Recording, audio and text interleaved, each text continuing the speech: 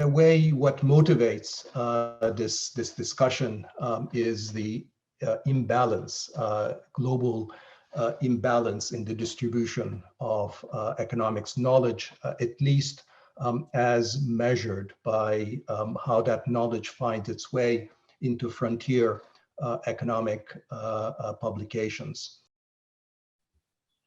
I apologize, my connection just dropped, so I don't know where I got lost, but I'm not going to waste any more time. So instead, we'll just move to our panel right away. The first question really I asked them to address is more kind of an autobiographical kind of a question as to sort of, you know, what do each of your personal journeys tell us about this particular question? What kind of challenges have you encountered? What kind of strategies did you find helpful? Did any particular mentors play a role? You know, what was good advice you received? What was bad advice? So let's try, you know, starting this, you know, sort of kind of this on autobiographical level first. And let me start with Claudio. Claudio.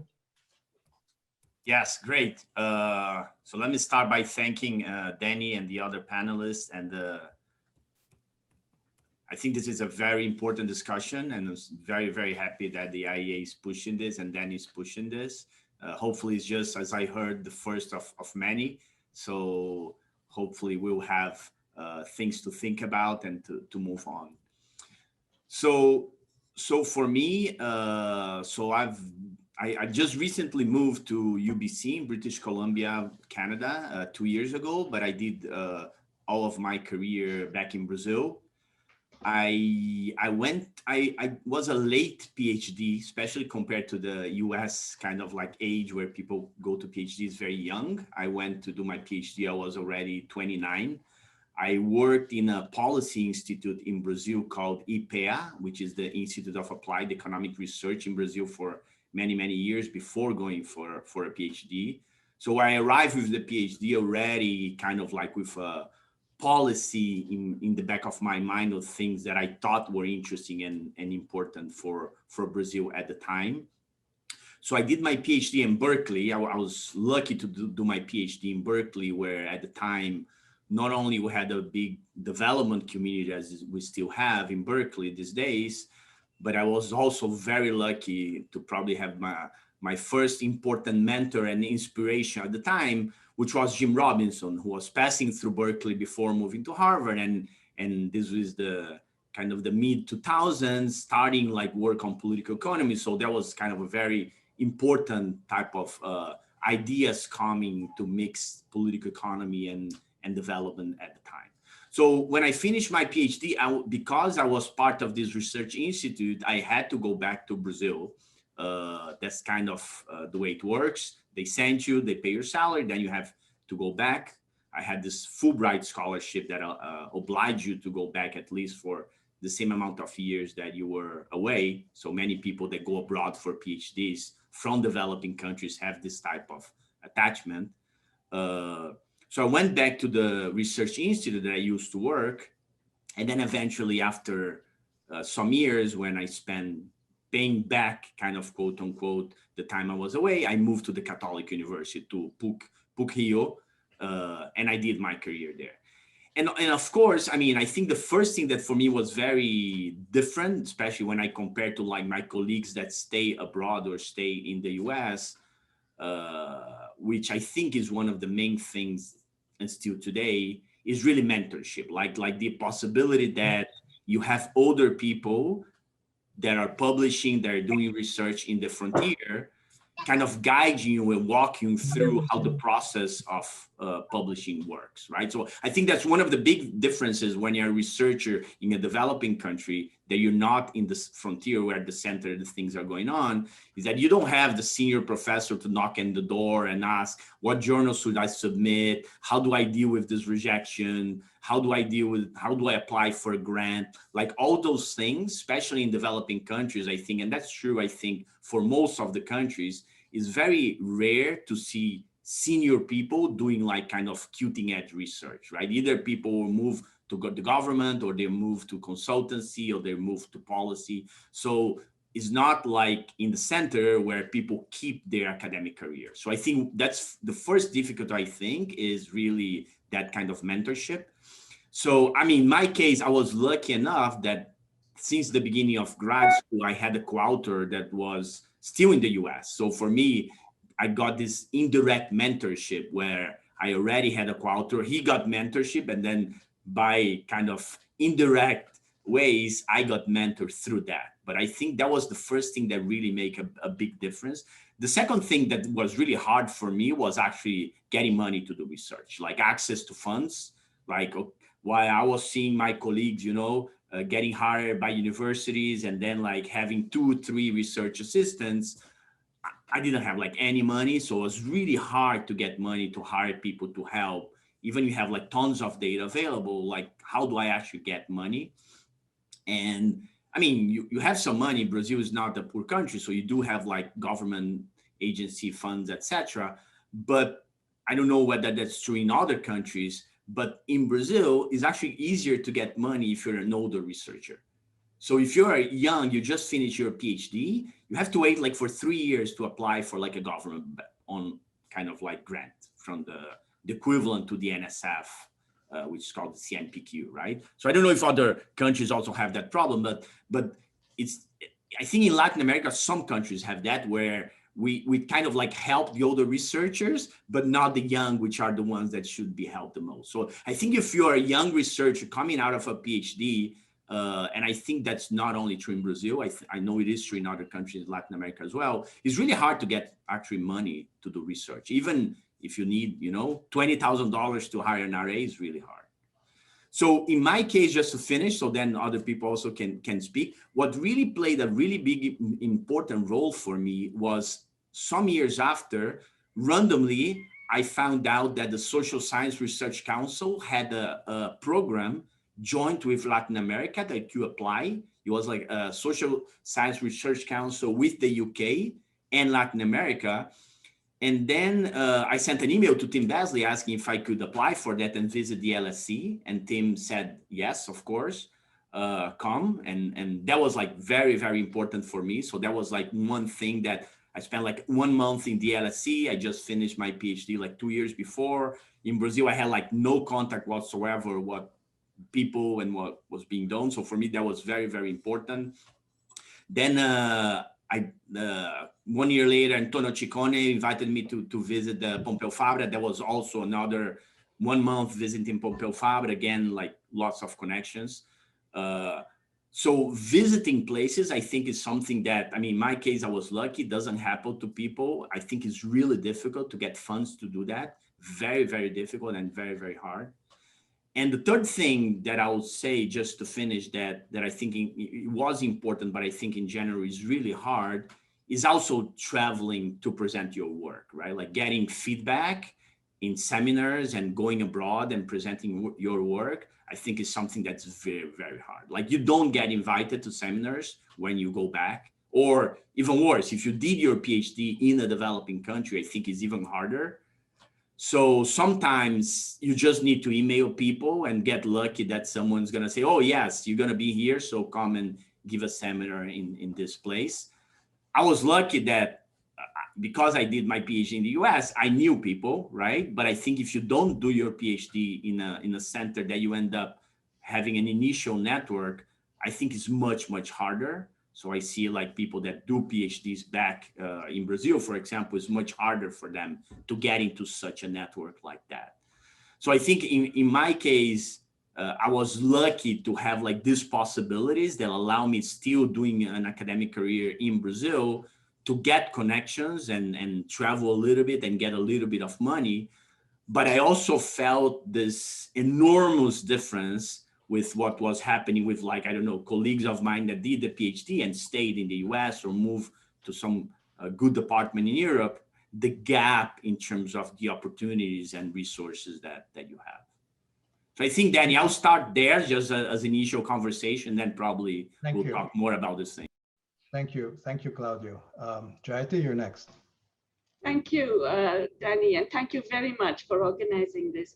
You know, I had a bit of a different experience, I would say, on one part of this, which is that I went to the University of Cambridge in England for my PhD, and I came back and taught at Jawaharlal Nehru University, where I taught for 35 years. I'm now, very recently after retiring there, I have just moved to the University of Massachusetts at Amherst. But I have to say, I did an MA degree at JNU, where I subsequently taught, and I came across some of the finest economists I have ever come across in my life there. Krishna Bharadwaj, Prabhat Patnaik, Amit Bhaduri, etc. They were absolutely outstanding. When I went to Cambridge, it was also a place full of the big names: John Hart Robinson, Harcourt, Frank Hahn, Caldor, everybody was there. But there was a complete lack of awareness in the Cambridge faculty of anybody outside, and certainly in the developing world. Even there was a general lack of, shall we say, interest even in work that was being done elsewhere. So I actually feel that it's a mistake perhaps to see the frontiers of economics only in terms of what are defined as the top 10, 12, whatever, however many journals, because that's something that is so driven by the North Atlantic and its own self-perception. And the North Atlantic dominates because it dominates in resources, which is a point Claudio has also made. It's completely, overwhelmingly has the resources to do research, organize conferences, get people, travel themselves, and so on. And so the knowledge becomes effectively a one-way street, or at least a perception of a one-way street. That knowledge is created in the global north and then disseminated to us. And that the developing world that has to be mentored by the north. I think that has been a major failing of the discipline. And I do feel that it has lost out in this, because one of the things that I have been involved in for 20 years now actually is an association of development economists, which is South-based. And the purpose of this was to actually get around this, to actually learn from other economists in the developing world, because since we are so mediated, we meet each other in northern conferences, we discover each other in northern journals. We don't actually get a chance to interact directly. And there is a lot of very interesting work, both theoretical and empirical, that is ongoing, which is simply not recognized or acknowledged. I think, Dani, you had circulated a very interesting paper about how difficult it is for people in the developing countries to get published in the top journals, largely because they don't come from universities that are immediately recognized, and so on. And the so-called research, top research output defined in terms of the top journals, it's not just unrelated to population, it's also unrelated to what's been happening in the global economy. I mean, Asia, East Asia in particular, really not represented. It's all people resident in the global north. So I think in a way, it's kind of reflecting the broader geopolitical and global economic imbalances, what is going on in the discipline. But I think in my own experience, it has been something that has impoverished the discipline, because you don't get a lot of the perspectives. You don't get a lot of the richness that is available. I mean, I discovered researchers in UFRJ in Rio who were outstanding, and I had no idea about them. I discovered people in Malaysia, in the Philippines, and these are not people who would, it's always seen as somehow that the knowledge is created in the north, and then all of us learn how to do it, and then we do that accordingly. So I think that's one of the things that has stood out for me in my own life. In terms of mentorship also, I believe, yes, mentorship is important, but there's a lot of mentorship going on in the developing world. It's just that within developing countries, people don't often have the resources and they don't have the contacts to get you the, shall we say, the recognition that it comes in the global north. And that's a huge problem. Everything is focused in the North Atlantic broadly. And that is absurd, because we know that, first of all, intelligence is normally distributed. But I would argue that even economic intuition and useful economic research is probably much more normally distributed than we think. But it's just the way that publications and research funding are distributed, which is very, very heavily concentrated in a certain region, that is leaving out a lot of very interesting work that is already done, and is leaving out opportunities for people who could be doing a lot of very interesting research. I mean, the issues of resources have already been highlighted by Claudio. But in addition to research funds, I'd just like to mention library facilities. You know, most libraries in the developing world cannot access databases. Increasingly, they're even cutting out on top journals or a whole lot of other things. So there is a way in which researchers in the developing countries are laboring under disadvantages. Despite that, I think there is a lot of interesting work produced that is often not recognized. Let me stop here. So I'd like to hear the others. Thank you, Jayati. So let's go on to Arjun. Thanks, Dani. Thanks, everyone. So, I mean, I feel almost embarrassed to, to speak about my story because it's really a story of accidents about how I ended up doing economics and, with various mentors and so on. So I grew up in Bangalore where I am today. I had a mighty detour for about 16 years in the US, but I had never planned to actually go to the US. I went to an unconventional school, and at the end of school, one of my mentors told me, don't go to any standard boring college. Do it by correspondence, live life.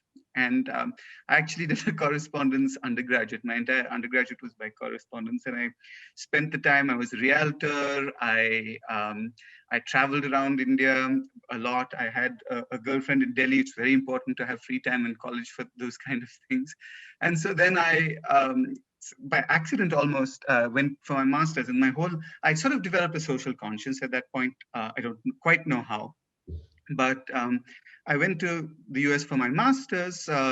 Again, just applied to a place where a mentor suggested that I should apply without really having a sense. It turned out to be UMass Amherst. And my plan was to come back and become an IAS officer, an Indian Administrative Services officer, and live here. And at the end of my first year, I decided to continue with my PhD because, as it turns out, my girlfriend at that time dumped me. And so I had no idea what to do with my life. And I did what any self-respecting person who needs tender loving care and who's fragile does, and that's to join a PhD program.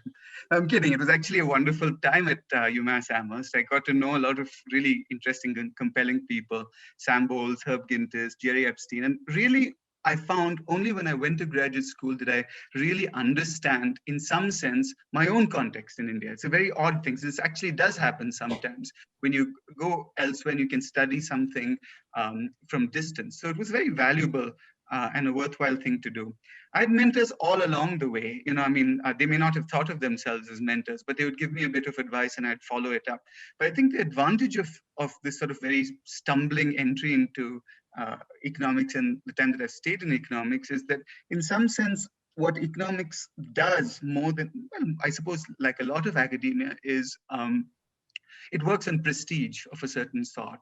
And my sort of stumbling into this meant that I really wasn't aware of prestige until very much later in the process, by which time I'd already felt like I knew what I wanted to do in economics. It wasn't that painful. And of course, being in the metropolitan center, whether at Amherst or anywhere else, really gave me many, many opportunities. And I had a detour, as I said, for 15 years. And now I'm back in India, and I realized that, it was very fortuitous, because for people who actually here want to have access, it can be very, very difficult for all the reasons that people say. And I'd like to say maybe later why I think that is the case. It's not simply a question of access. It's a question of what people really want to know and what they can know. So I'll stop here. Great. Thank you, Arjun. Our final panelist, Leonard. Yeah, thank you very much. Thanks again for the opportunity. I think that's a wonderful initiative. So in fact, I beat Claudio by nearly 7 years because I started my PhD when I was 36, not 29. So, and I was a political activist, I didn't work for governments. I organized protests and, spent time in prison for that. And so when I came to Canada, I was a political refugee and I was doing math. That's all I wanted to do. That's my only career I have in mind is becoming a mathematician. And I was actually, I studied Karl Marx when I was political active, when I was in political activism. So I wanted to take a class in Marxian political theory, and somebody said, why don't you actually do some more analytical economics? So I switched and became economics. And, but okay. So what I benefited from is like at Laval University, Northwestern and UBC, people who were very kind of orthodox economists, who were very risk takers in economics, who just let me do what I wanted to do, you know, like, because as a political activist, I was really drawn by issues that were not considered to be mainstream at that time. So, and also because I was, you know, perhaps because I was a bit older, so they didn't take my test score very seriously. So my GRE was embarrassing. My GRE score was completely a joke.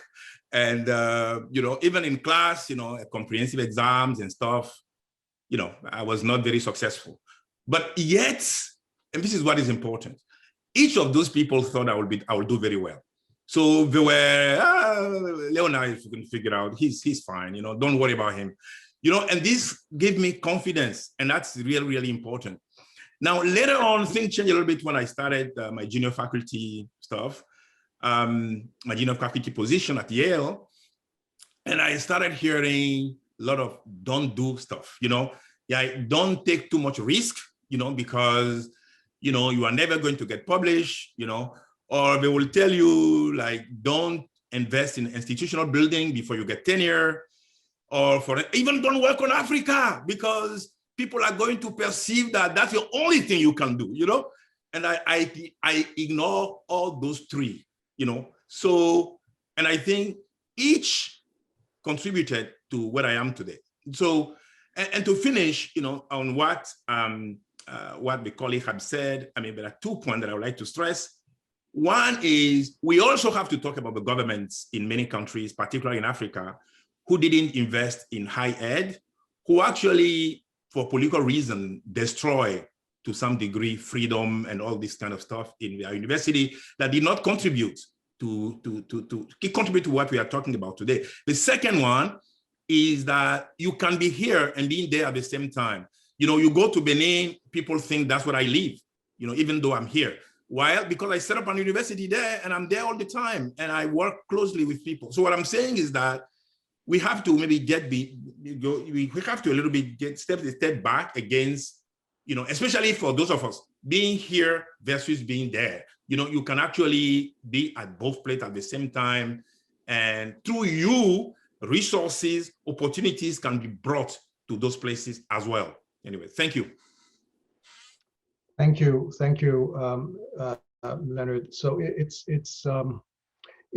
you know, one common feature in all your stories is this you know, interweaving of your, you know, your local existence and these connections to you know, institutions in the West, and which in many ways have played a formative role. And it's something that I think Arjun said really struck a chord with me, the idea that I learned more about, you know, sort of my own context when I actually started to study in the United States. It was very true for me that I came out of Turkey, but it wasn't really until, well, it was once I started to look up stuff on Turkey in the Harvard Library as an undergraduate that I actually learned a lot more about Turkey then, and I became much more conscious about the you know, the story of Turkey and the history, and so I guess, you know, there's one question here about whether it's actually possible for economists to be successful researchers without at least part of their journey being this connection to institutions in the West and the North. But maybe I think, as Leonard said, I mean, it's really, that may not be, you know, so we, you know, I think we're all combining in some way the North and the South, and you know, I guess I'm trying to lead to my question, which is that what I want to ask each one of you, it really is about whether, you know, economics is really one discipline, or it really should be many disciplines, because there are some ways in which we can draw this conversation, which is to say, look, economists in the North are interested in many different things, and that requires, and their methods and their tools are fine for them. But the kinds of questions of interest in many sort of local, regions might be different, and therefore maybe the accompanying tools and the methods might be different too, which might be that maybe it's just more of a fragmentation of the discipline, that economists in Africa are working on different things, and maybe it's more okay for them to be descriptive stuff or case studies. But if you want to do, even development economics in the United States, you really have to do RCTs and use the, whatever, econometric tool of the moment. So is it, I mean, in other sciences, obviously natural sciences, we don't think about, global discipline versus a local. There's no, local physics. There is no local engineering. I mean, so should we think that should be a global discipline that shares common features that we should aspire to make the global South a part of, or that's not the right goal? Are we trying to change, this discipline in the North? Who wants to take up that? Maybe I can maybe I can start give my opinion quickly. So I think the way I view this interaction, I think there's like a positive side of it and a negative side of it, right? So the way I view it is like what's being produced in the North does have positive consequences, what's produced in the South in many ways, right? So if we think about like how we even like estimate the impact of a policy today, right? Of course, we have learned a lot with like the credibility revolution in economics, not only RCTs, but just in general, even going back to, work by Schoenfelder, David Card, etc. So I think that was like massive in terms of the work then and how to evaluate policy and how to think about policy, etc. So I'm skeptic with viewing this thing as like, oh, we're importing things from the academia in the North, and this is really overall, this is really bad for us, right? So I don't think that's true. I think we have gained a lot from doing much better evaluation of policies by using modern econometric techniques and things like that. So I think that's one thing that for sure I have no doubt that's true. So I just want to make that point because I think that's really, really important, right? Now, the problem is, on the other hand, that because you have bars for what can be published, then that does influence the agenda of what you can research on, which is a little bit what Leonard is saying, that in his case, they allow him to go and study clientelism in Benin, but it was viewed as a weird thing at that time for people to be studying that, right? So I think at the same time that it gives you the techniques to do things that are important and being formal about some things, it also constrains you in terms of the methods that you can use, right? Of course, then there is a discussion about whatever you want to call it, like heterodox versus orthodox ways of thinking about what economics is. And I think it does interact with many things, right? So I think the question is, I'm a little bit skeptical of this idea, like then every country should do their own thing, right? Because then we have our own economics, right? Because I used to hear that a lot. When I arrived in Brazil, people tell me like, you cannot study corruption in Brazil because you won't be published. Like people don't want to hear in a top journal about corruption in Brazil. That's not what they care about, right? But that's not true. Like if you frame it in a way that there is a general lesson on the type of research that you're doing, and it can be Indonesia, it can be Brazil, it can be Turkey. I'm looking at Sebastian here, it can be Argentina. If there is like some thing that you can learn about that can be used in another country, then it is of general interest, right? So I am a little bit skeptical about this like very specific economics that then each country have their own economics. Maybe. Yeah, so I mean, I think you summarize, I think that both the positive and the negative quite nicely. I mean, we don't want to be in a situation where, you come back with your PhD from some Western university and the reaction you get is, but that's not how economics works here. And that's a problem. It could be a problem at the local end. It could be a problem of the economics that you've been taught. So it could be that there is a problem. It could be at both ends. But I saw Sebastian, Sebastian Galliani, who's among our in the audience. Sebastian, did you have a question?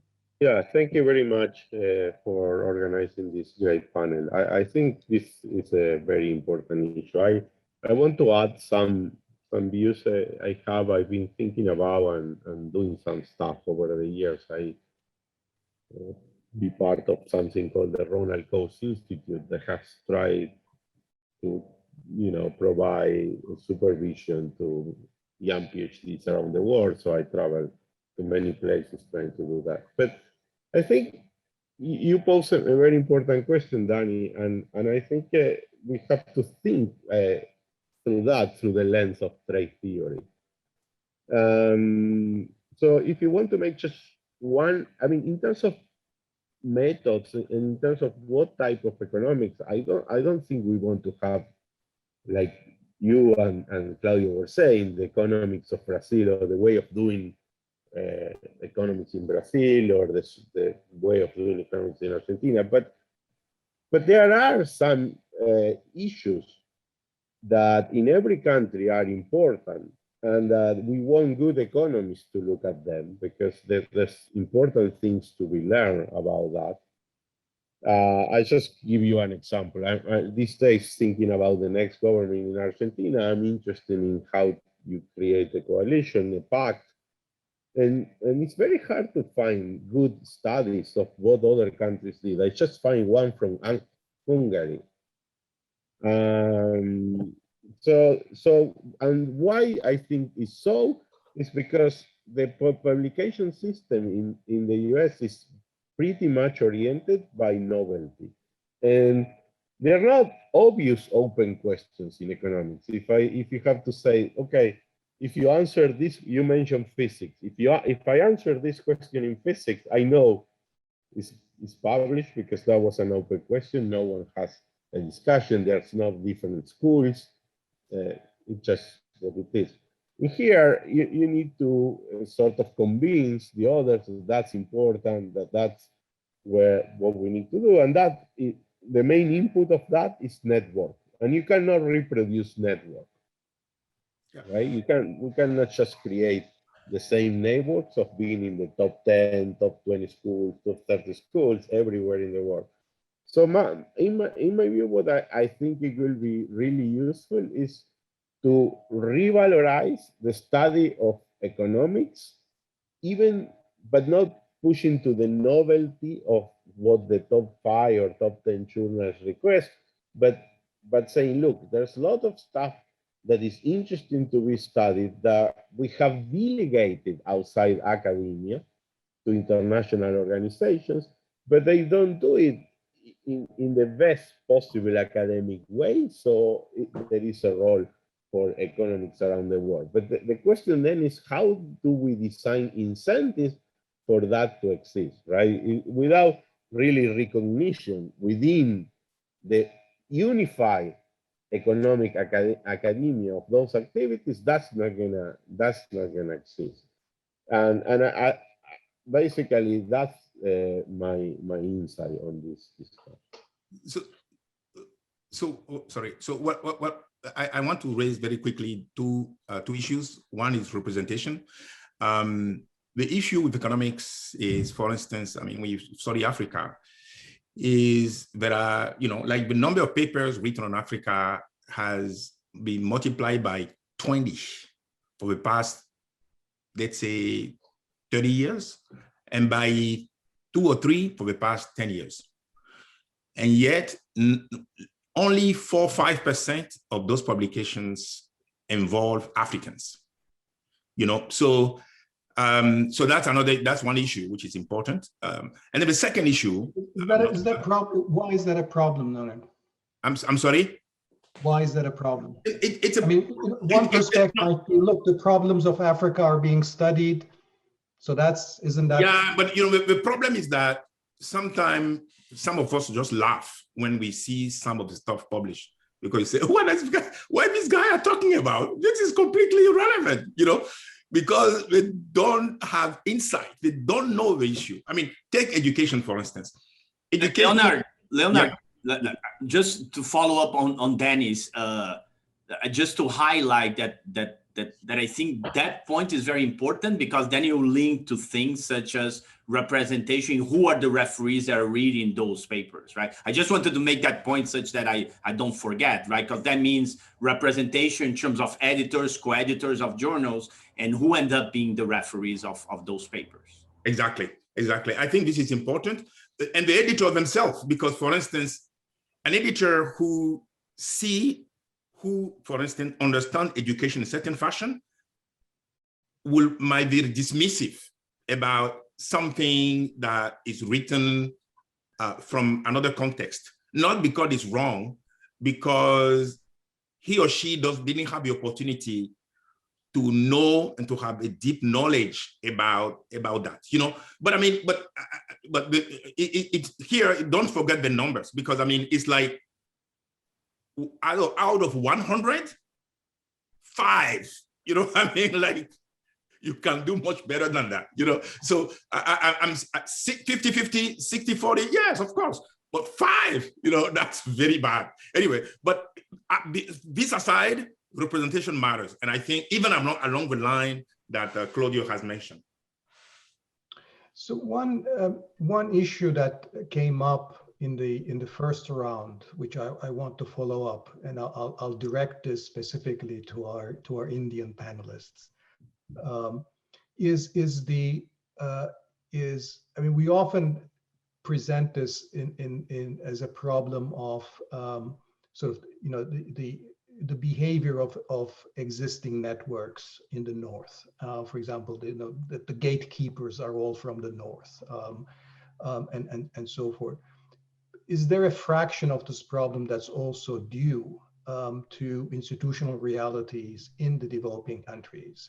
One aspect is what Claudio mentioned earlier, is about the way that established hierarchies operate within developing countries. Often the system of seniority is such that it's not the creativity of a researcher or the novelty of a research paper, but how senior he or she might be typically he might be in the university system that determines how decisions are made. So the hierarchical nature of research institutions and universities. Another one might be what I think Leonard mentioned, which is just the environment of freedom, that you can actually engage in research and pursue questions that you want to be interested in. I know that's getting much harder in a lot of countries today, and that's why I'm directing this question to Jayati and Arjun about, of course, India was lucky to have an environment of significant freedom. There are some changes that are going on. So, I mean, what is the role, but more broadly than just political freedom, what are the role of sort of local institutional hierarchies, local bureaucratic realities, the way that research organizations and universities are organized to act as an additional and perhaps serious problem here? Well, if I could start, yeah, you're right. I mean, there are huge concerns about independence of research organizations, about the increasing encroachment of the state. I mean, in India, we have problems not just with attempts to control research, but attempts to control data. We are not even we had the best statistical system in the developing world, even that is being destroyed. So yes, we have all kinds of constraints and concerns in terms of functioning. And yes, it's a very hierarchical discipline here, and a patriarchal discipline, and a caste-ridden discipline. I mean, it has all kinds of different hierarchies, for sure. Yeah. But having said that, I mean, look, economics is not a unified discipline anywhere, right? Even in the US, it's not a unified discipline. There is no one. I mean, even in the US, they can't figure out whether monetary policy, fiscal policy are going in the right direction, and so on. So it's not as if there's one body of knowledge that is universally accepted.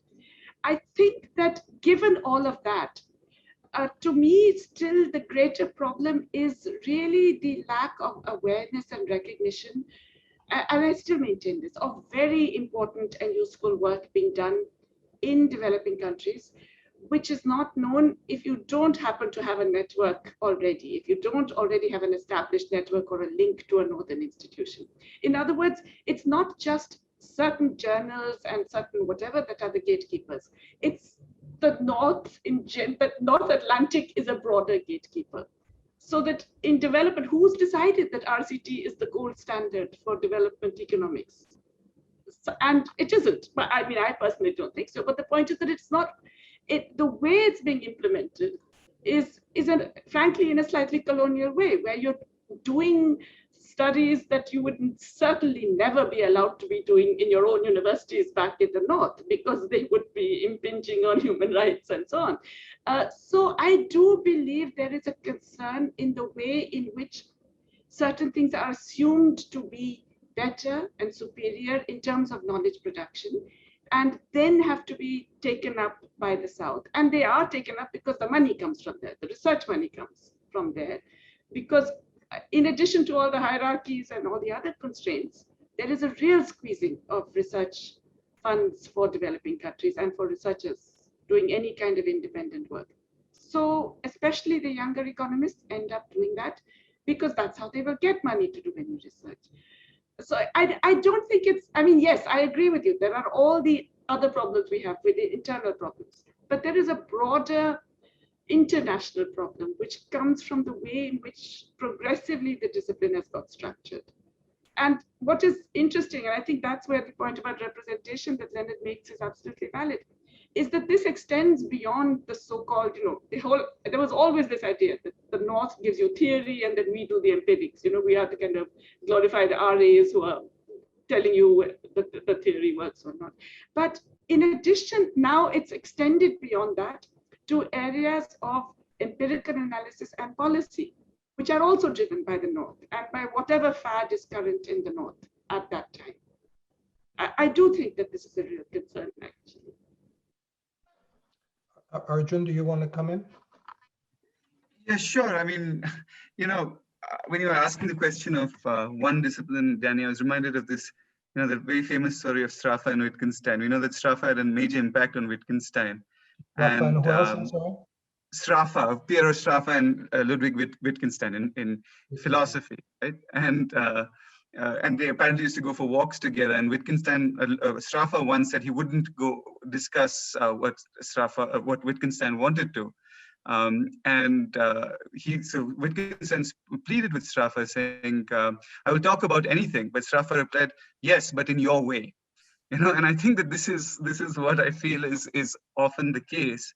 That I agree with Jayati. There's a lot of interesting, relevant work in.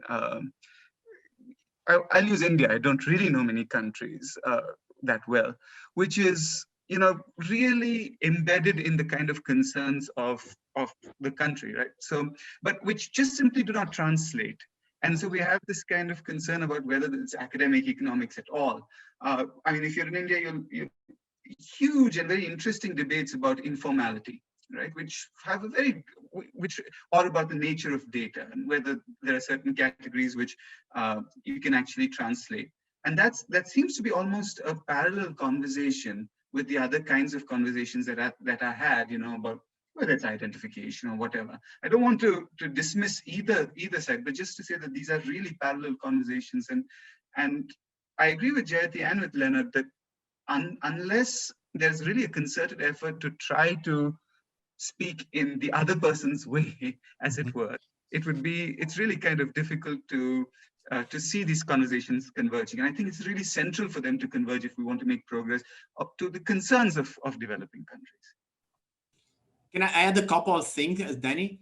So just following on Arjun, I think one thing that for me, and now maybe already jumping to propositions, right? So one thing that I think is missing, if we pick this example of Arjun about informality, think about informality in India, right? So there's a massive literature on informality in Latin America, for example. People have been studying informality in Latin America for 30 years, maybe going back to Hirschman, etc., right? And there's so much work of informality in Latin America, like how to measure it, how to think about it, like segmented markets, etc.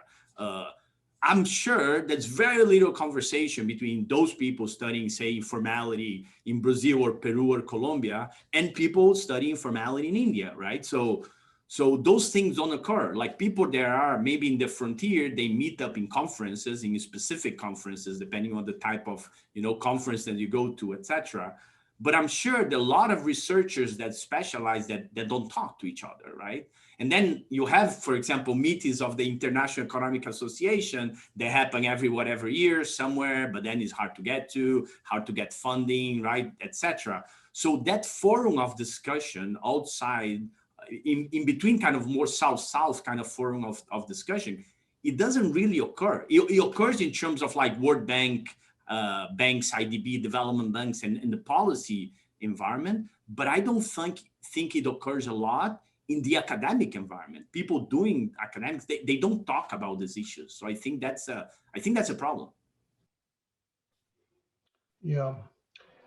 So I think, yes, that's South-South learning process, I think is indeed very, very important. I think, you know, one of the ways in which the knowledge and the research and the capabilities that already exist or are latent in the developing world, I think the reason that they don't make it to the consciousness of the broader discipline, if you will, has to do with, I think there is a kind of, you know, a certain, you know, a format of presentation, a format of a particular language which has to be used, which is, even if you're doing rather descriptive work, I think, for example, you know, that frontier journals, you know, it's hard to get descriptive work or case studies in there, but, you know, sometimes if there are, you know, new stylized facts, for example, on informality that can be generated, that could be published in good journals, but it has to be presented in a particular way, and you have to know what that format is. So, you know, one you know, approach might be sort of the superficial approach is simply to say, well, you know, we need more mentorship so that, you know, developing country researchers know how to present their work, how to fit it into the format of the moment. But, you know, that only raises a broader question, which I think all of you have raised, which is sort of who decides what the appropriate framework or format ought to be, and why is it that, you know, it's the gatekeepers who are predominantly based in the advanced countries who should be deciding that. So that it is a broader structural issue, which is very difficult to address. But I want to ask we have 5 minutes left in our hour, and I want to ask each one of you a question that I already warned you beforehand that I would ask you, so that it wouldn't be a surprise. And the question is the following, which is in light of our discussion today, if you had $1 million to spend on this question, where would you spend it? What would you do with it? And maybe sort of let's go in reverse order this time through our panel, starting with Leonard. Yeah, so in fact, we already have $1 million to spend in the past on this, and we wasted it. You know, like for instance, you have a partnership of higher education. You have, you know, for instance, that spent $400 million, not on economics, but at least 100 million went to 9 universities for not much to show for. So I think we need to, I mean, if I were to think about one key is, for me, is capacity building, promotion of excellence in, you know, through like centers and institutes, for instance, and money to scholarship money or other type of funding, for instance, to open up opportunities for those who are based in developing countries. This is what used to be done in the 60s and 70s, where, you know, US governments and other foundations will give scholarship to students to come and study at Harvard and Northwestern and so on. Today, there are much less, you know, like funding for scholarships for capacity building, you know, and I think this is a big problem, you know, going forward. This is what should be the focus in terms of funding, so that there is a pipeline always there to move people up and do whatever they want to do. Thank you. So expanding the pipeline, yeah. Let's see. Yes, Arjun. Yeah, thanks, Dani. So I think I'm kind of encouraged by a couple of things that are there already, and I think we would do well to have more of. So one thing is, some of you on this panel too are associated with INET's Young Scholars Initiative, you know, where there's young scholars from across the world who are actually finding ways to connect with each other on issues, and they are all at different levels. So to encourage more of those sort of interactions and find fora for them to do stuff, I think that's very valuable, and it's actually low cost. It's not, it just requires a mentor and requires an internet connection, you know? So I think that's one thing. But I'd say that, you know, in the short to medium term, really, you do need, in order for these conversations to happen, what I might say as sort of sustained and structured interactions. And let's say at the master's level and the PhD level, I used to run this thing called the Advanced Graduate Workshop, which actually Joe Stiglitz used to do. And Jayati's come, and Dani, I've invited you, and Leonard and Claudio, I'll invite you in future editions. What was wonderful about that was it had both it was run in Bangalore. It had both Indian students and students from across the world. And it took a little time, but within 2 weeks, they were really talking to each other. And it was quite incredible to see, despite their, you know, different sorts of methodologies, different sorts of interests, I really believe that they were at a stage in their careers where they were able to listen to others, learn techniques from each other, learn and listen to each other in a way that was really inspiring. And they've gone on to do co-authored articles, they've maintained relationships. All the while, the Indian graduate students have gone on to continue in India. So I think some sort of sustained, structured interactions like that at all levels is something very useful. Thank you. Jayati? Thank you. Yeah, you know, okay, I would say I agree with Arjun and with Leonard that yes, definitely, I hesitate to call it capacity building, but yes, you know, bringing people together to exchange knowledge of different kinds. But I also really want the South to be recognized as a location of knowledge production. Absolutely. And not just for development economics. You know, this whole idea, if you're Indian, you study India, you certainly can't study the US economy. A US economist can study India. That has to go. And for that, they have to be given the research money, basically. In other words, if I had $1 million, I would give research grants to Southern researchers only, not linking up with the Northern one. Not that you have to have a mentor in the North who will teach you how to do the research. Give to Southern researchers money to do independent research and then disseminate that as much as possible. One important thing I would do. The other, I would put a lot of money into translation.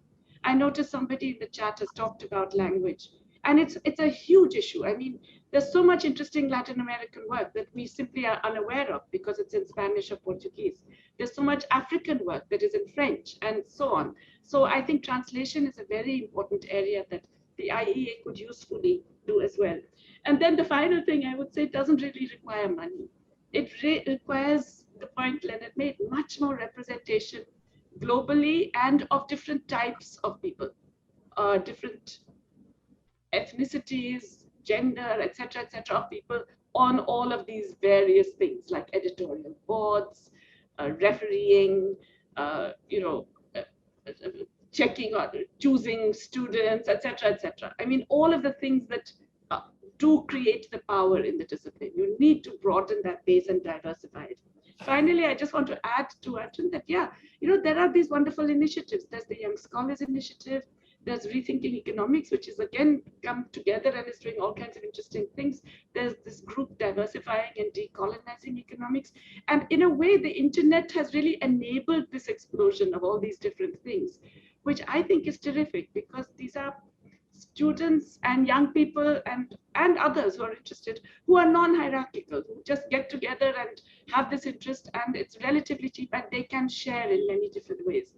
The trouble is that the incentives in our discipline then force them into hierarchies. So somewhere we have to think of changing those other incentives as well. Thank you, Jayati. Claudio, you have the last word. Okay, so let me just maybe emphasize some of the things that based on successful experiences that I think can be replicated. So I think the grants for young researchers is something that is very important. I do agree with Jayati that it's not like grants with conditionalities of you have to do X and Y, but I think it's nice to have grants with mentorship, that someone that has experience on how to write a paper or a project to be published can help people, younger scholars that are not in center universities, to like finish up a project and write it up. So I think that can be important. But I think, and this is maybe connected to Arjun and the type of things that maybe INET does, I think the most successful, in my view, interactions will be workshops or meetings or conferences where graduate students and young faculty meet for multiple times, right? So it's not like a one-off thing. So first of all, I think it is important to be together at the minimum for a week, right? And if you're together with at least for a week, you interact with like professors, but you also interact with other colleagues. So I think there are multiple workshops like that. I participate a lot in one that Dilip Mukherjee organized in Italy, for example, where I see a lot of the interactions with students, that you end up with things, co-authorship between people from different countries. So that's one thing that I think can be successful. And then if you can mix that with things such as, for example, CIFAR does for like older scholars in Canada, for example, where you have for multiple years, you meet twice a year, right? So imagine that you can create something where you have a group of scholars that for, I don't know, 2-3 years are meeting twice a year. I think that can generate a lot of like interactions, learning, and collaborations, right? If you can do it in a way that you have a variety of countries being together, you are gonna end up with, I don't know, a young scholar from Benin co-authoring with a young scholar from India or Brazil or whatever. So I think those type of things that you have a lot in the US and Europe, that's where I think is missing. It's both the money, the support, but also like putting people together to interact in this arena where they can share ideas and they can also interact with people for multiple consecutive periods of time. I think that will be very, very useful.